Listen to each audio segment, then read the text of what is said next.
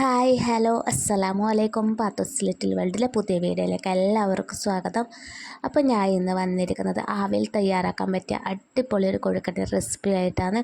അപ്പോൾ എല്ലാവരും video skip ചെയ്യാതെ മുഴുവനായി കാണാൻ ശ്രമിക്കുക. കണ്ടുകൊണ്ടിരിക്കുക വീഡിയോ ഇഷ്ടമായി ലൈക്ക് ചെയ്യാനും അതുപോലെ തന്നെ സബ്സ്ക്രൈബ് ചെയ്യാൻ ആരും മറക്കരുത്. അപ്പോൾ നേരെ വീഡിയോയിലോട്ടേക്ക് പോകാം.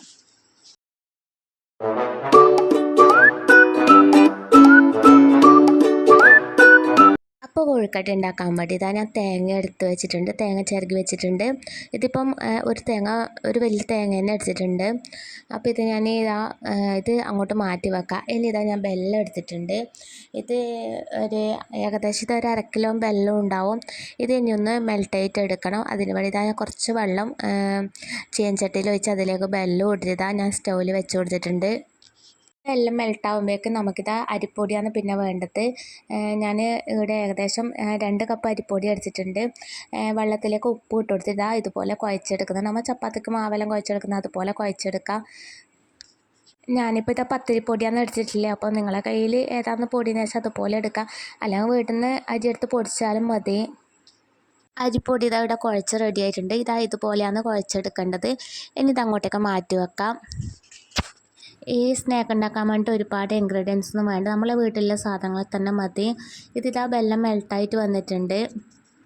നിങ്ങൾക്ക് മധുരത്തിൻ്റെ അളവ് കുറക്കണമെങ്കിൽ അതിൻ്റെ വെല്ലത്തിൻ്റെ എണ്ണം കുറച്ച് കൊടുത്താൽ മതി. നമുക്കിവിടെ മധുരം എല്ലാവർക്കും വേണം. കൊഴുക്കട്ട എന്നെല്ലാം പറയുമ്പോൾ ഏകദേശം കുറച്ച് മധുരം തന്നെ വേണം. അതുകൊണ്ടാണ് ഞാൻ അത്രപ്പരം വെല്ലം എടുത്തത്. വെല്ലം അവിടെ മെൽട്ടായിട്ട് വന്നിട്ടുണ്ട്. ഇനി അതിലേക്ക് ചിരകി വെച്ച തേങ്ങ ഇട്ട് കൊടുക്കുക. ഇതെല്ലാം കൂടി ഒന്ന് നന്നായിട്ട് മിക്സാക്കി കൊടുക്കണം. എൻ്റെ ചാനൽ ആദ്യമായി കാണുന്ന കൂട്ടുകാരുണ്ടെങ്കിൽ ഒന്ന് സബ്സ്ക്രൈബ് ചെയ്ത് ബെല്ലൈക്കൺ ഒന്ന് എനേബിൾ ചെയ്ത് വെക്കണം. എന്നാലേ ഞാനിടുന്ന വീഡിയോ നോട്ടിഫിക്കേഷൻ നിങ്ങൾക്ക് വരികയുള്ളൂ. അതുപോലെ തന്നെ ഒരുപാട് റെസിപ്പിയുടെ വീഡിയോ ഞാൻ ചാനൽ ഉൾപ്പെടുത്തിയിട്ടുണ്ട്. കാണാത്തവരുണ്ടെങ്കിൽ ഒന്ന് പോയി കാണാം. പിന്നെ ഇതിലേക്ക് ഞാനിത് ഏലക്കപ്പൊടിയും കൂടി ചേർത്ത് കൊടുക്കുന്നുണ്ട്. ഇത് ബ്രേക്ക്ഫാസ്റ്റ് ആയിട്ടോ ഈവനിങ് സ്നാക്കായിട്ടോ എങ്ങനെ വേണമെങ്കിലും കഴിക്കാം. നല്ല ടേസ്റ്റാണ് കഴിക്കാൻ വേണ്ടിയിട്ട്. ഇത് നമുക്ക് ഒന്ന് കഴിക്കുമ്പോൾ തന്നെ നമ്മൾ വയറ് നിറയും. അപ്പോൾ ബ്രേക്ക്ഫാസ്റ്റ് ഒന്നും കിട്ടിയില്ലെങ്കിൽ വളരെ പെട്ടെന്ന് തയ്യാറാക്കാൻ പറ്റിയതാണ്. ഇനി ഇത് മധുരം ബാലൻസ് ചെയ്യാൻ വേണ്ടിയിട്ട് ഉപ്പും കൂടി ചേർത്ത് കൊടുക്കണം. ഞാൻ ഒരു 1/2 ടീസ്പൂൺ ഉപ്പും കൂടി ചേർത്ത് കൊടുക്കുന്നുണ്ട്. പിന്നെ ഇതിൽ ഒരു ഇൻഗ്രീഡിയൻസും കൂടി ചേർത്ത് കൊടുക്കുന്നുണ്ട് ടേസ്റ്റിന് വേണ്ടിയിട്ട്. അപ്പോൾ എല്ലാവരും വീഡിയോ സ്കിപ്പ് ചെയ്യാതെ തന്നെ കാണാം. അപ്പോഴേ നിങ്ങൾക്ക് മനസ്സിലാവും ഞാൻ ചേർക്കുന്ന സാധനം. പണ്ടൊക്കെ വീടുകളിൽ എപ്പം അധികം കൊഴുക്കട്ടയെല്ലാം ഉണ്ടാക്കുന്നതാണ്, ഇലയടിയും കൊഴുക്കട്ടയെല്ലാം. ഇപ്പം പിന്നെ എല്ലാവരും വീട്ടിൽ ഇതാക്കൽ കുറവ് തന്നെയാണ്. ഇപ്പം എല്ലാവരും ഫാസ്റ്റ് ഫുഡും കാര്യങ്ങളൊക്കെയാണ്. ഇതിപ്പം വളരെ കുറവാണ് ഇതാക്കുന്നത് തന്നെ. ഇനി ഇതിലേക്ക് ഞാൻ അവിയലാണ് ചേർത്ത് കൊടുക്കുന്നത്. വെള്ള അവിയലാണ് ഇട്ട് കൊടുക്കുന്നത്. ഇനി നിങ്ങളുടെ കയ്യിൽ ഏതാ അവിയലില്ലെന്ന് വെച്ചാൽ അതുപോലെ ഇട്ട് കൊടുക്കുക. പിന്നെ ഇനി ഇതില്ലെങ്കിലും പ്രശ്നമൊന്നുമില്ല, ഇതില്ലെങ്കിലും ടേസ്റ്റ് തന്നെയാണ്. ഇതിടുമ്പം പ്രത്യേക വേറൊരു ടേസ്റ്റും കൂടി കിട്ടും. അതുകൊണ്ടാണ് ഈ അവിയൽ ഇട്ട് കൊടുക്കുന്നത്. അപ്പോൾ ഇത് ഇവിടെ റെഡി ആയിട്ടുണ്ട്. സ്റ്റൗവെല്ലാം ഓഫാക്കി. ഇനിയിപ്പം പിന്നെ വേവിക്കാൻ വേണ്ടിയിട്ട് ഞാൻ ഇഡ്ഡലീൻ്റെ പാത്രം സ്റ്റൗവിൽ വെച്ചിട്ടുണ്ട്. അതിലേക്ക് കുറച്ച് വെള്ളം ഒഴിച്ച് തിളപ്പിക്കാൻ വെച്ചിട്ടുണ്ട്.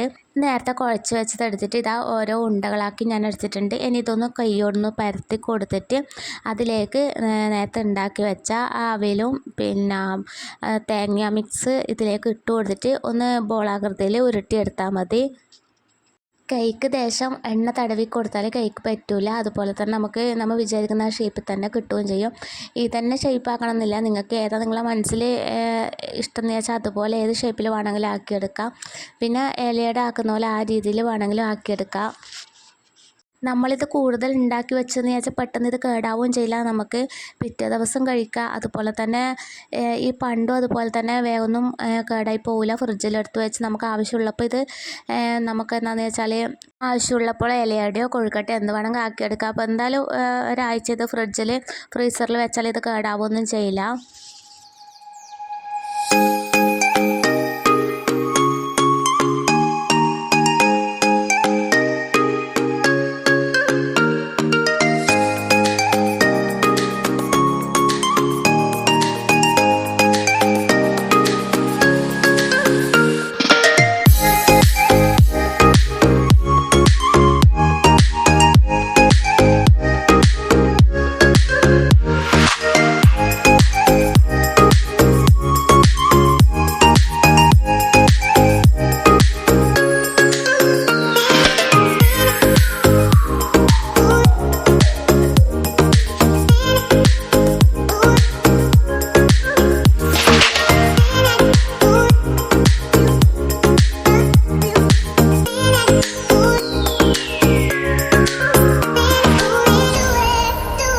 ഇതാക്കുന്ന ടൈമിൽ തന്നെ ഇഡലി ചെമ്പിൽ പിന്നെ വെള്ളം ഒഴിച്ച് വെക്കണം. അപ്പോഴേക്കിത് ഇതായി റെഡിയായിട്ട് വരുമ്പോഴേക്കും ആ വെള്ളം തിളച്ച് കിട്ടും. ആ സമയത്ത് തന്നെ നമുക്ക് തിളച്ച പാടന്നെ ഇത് ഇഡലി ചെമ്പിലേക്ക് ഇട്ട് കൊടുത്തിട്ട് ഒന്ന് വേവിച്ചെടുക്കുകയും ചെയ്യാം. ഞാൻ അതിലേക്ക് ഒരു ഇലയും കൂടി വെച്ച് കൊടുക്കുന്നുണ്ട്.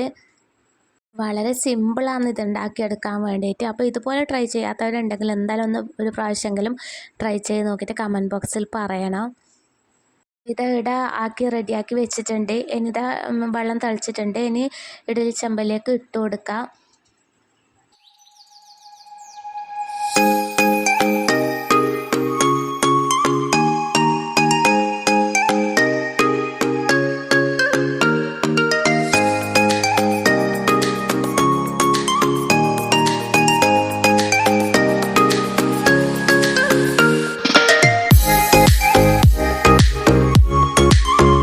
ഏകദേശം ഒരു 10 മിനിറ്റ് 1/4 മണിക്കൂർ എടുത്തിട്ടുണ്ട് ഇതൊന്ന് ആയി കിട്ടാൻ വേണ്ടിയിട്ട്. ഇതിൽ എന്നും ഒരുപാട് ഇട്ട് കൊടുക്കാൻ, ഞാൻ കുറച്ച് മാത്രമേ ഇതിൽ ഇട്ട് കൊടുത്തിട്ടുള്ളൂ. അപ്പോൾ ഞാൻ ആക്കുന്ന സമയത്ത് ഇത്രയേ ആയിട്ടുള്ളൂ. ഇപ്പോൾ രണ്ടാമത് ആക്കി വെച്ചിട്ടുണ്ട്. ഇനി അത് ഒരു പാത്രത്തിലേക്ക് മാറ്റി കൊടുത്തിട്ട് ഞാൻ വീണ്ടും അതിലേക്ക് ഇട്ട് കൊടുക്കുകയാണ്.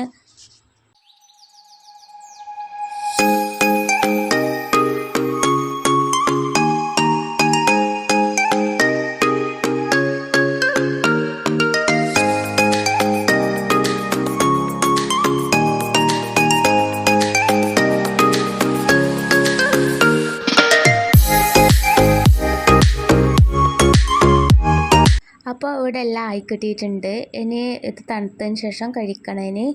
അപ്പോൾ എൻ്റെ ഇന്നത്തെ വീഡിയോ ഇത്രയൊക്കെ ഉള്ളൂ. എൻ്റെ ഇന്നത്തെ വീഡിയോ നിങ്ങൾക്ക് എല്ലാവർക്കും ഇഷ്ടമായി എന്ന് കരുതുന്നു. ഇഷ്ടമായെങ്കിൽ ലൈക്ക് ചെയ്യാനും സബ്സ്ക്രൈബ് ചെയ്യാനും കമൻറ്റ് ചെയ്യാൻ ആരും മറക്കരുത്. അപ്പോൾ ഇൻഷാ അല്ലാഹ് ഇതുപോലത്തെ നല്ലൊരു വീഡിയോ ആയിട്ട് വീണ്ടും വരും. അതുവരേക്കും ബായ്.